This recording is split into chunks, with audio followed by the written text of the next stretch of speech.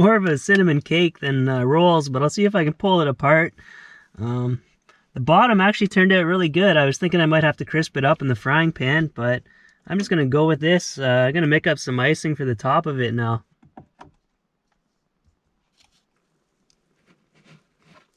I did not think that one was going to turn out. I thought I was going to get a big ball of dough, but yeah, that turned out perfectly. I should have added some bacon bits and other things into it. That would have made it even better. Well, I'm just finishing up the winter here in the minivan. The spring is coming quick, but I feel like I'm living in luxury here in my 10 square feet of space. It wasn't so bad at all, but I figure why not extend the winter a bit longer, so I've decided to do a road trip up to the Arctic. I've never been before, and now seems like a good time to go. The ice roads are open and the days are getting longer, and hopefully it's really, really cold. I still need to get my minus 40 night in. But the Chevy just rolled over 200,000 kilometers, so hopefully it holds together. It's about 3,400 kilometers up the Tuktoyaktuk, so we should be in for some fun. Anyway, let's go drive the Stuart Cassiar.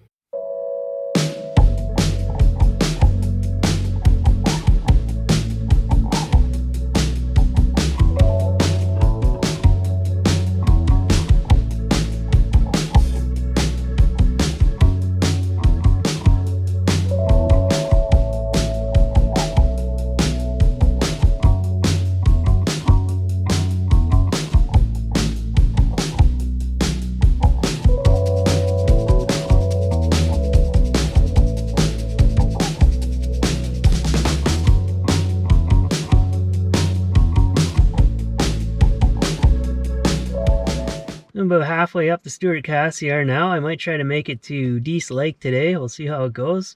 I'm going to do another slow cook. 2 slow cooks in one video. This is madness. This time I'm going to do up some spaghetti and meatballs. I'm going to make up the meatballs first. I'll just mix them up in the slow cooker. I got some cheese, egg, garlic, parsley. It asks for panko, but all I've got are rolled oats, so that'll have to do.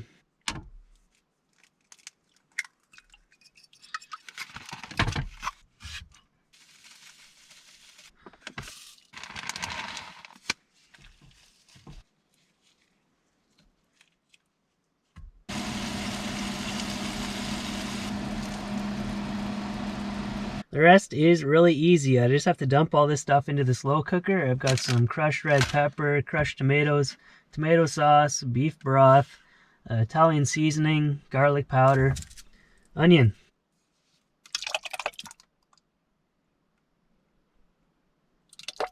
Ah!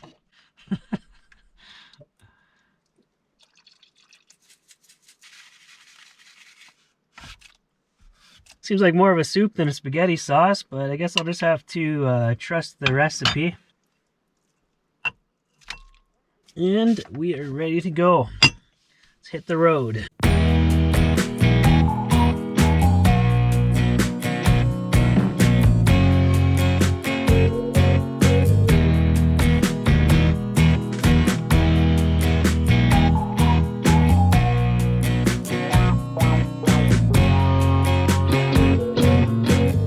I think the pasta is cooked, but I might have added too much in there. Let's give it a try though, see how it is. It's delicious. I just went way too heavy on the noodles. It's just super thick. Well, I don't think I'm going in for seconds. That was the thickest thing I've ever eaten in my life. And it doesn't help that my breakfast was super dense too. I am toast, and I think I'm gonna go straight to bed. So we'll pick up the trail again tomorrow.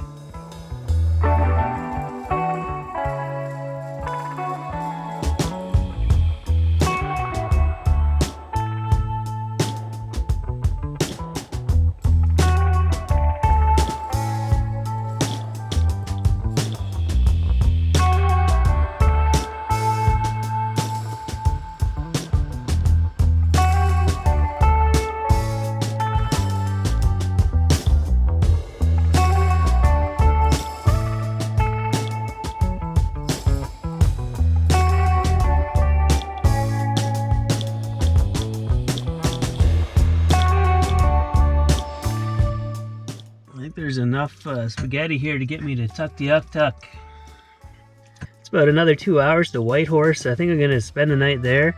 I checked my iOverlander app and it looks like I can spend the night at the Real Canadian Superstore.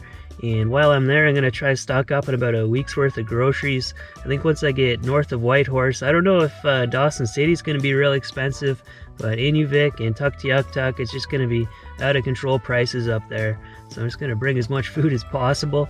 And I think by the time I get up to Tuk, I'm going to need a oil change too. And I think if I go to a shop there, it might be like $300. So in Whitehorse, I'm going to buy a container of oil and an oil filter, and I'll just have to do it myself. It's not going to be fun changing the oil at minus 30, but at least I'll save myself a pile of cash.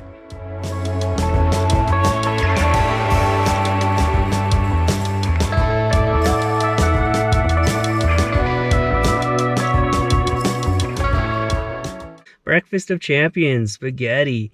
I was about to hunker down last night in the grocery store parking lot, and I got to thinking, the level of wilderness around here, why the heck am I sleeping in town? So I drove 10 minutes outside of the city, and I found a good quiet spot here. And there's a hiking trail right over there up Gray Mountain, so I think I'm going to go do that today, take a day off from driving. But I saw a few van dwellers in town. The one guy had a wind turbine on top of his van. I guess that's what you got to do around here. But I wish people like that would make YouTube videos. When I was first doing my van build, it was hard to find information on full-time winter van life in Canada. But anyway, I think my van build turned out all right. And I was joking when I said 10 square feet of space. I think it's about 5 feet by 9 feet, so 45 square feet of space I had to work with. It's definitely one of the smallest van builds out there. There's no bathroom, but I think that's a benefit. I never have to scrub a toilet again. But I'm going to finish up my breakfast and hit the trail.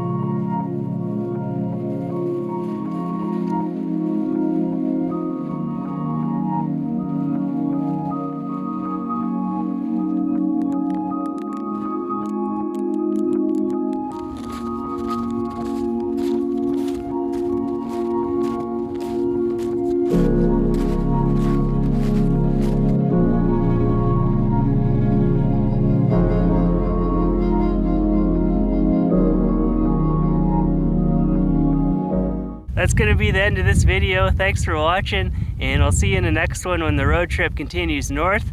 So stay tuned, and I'll see you soon.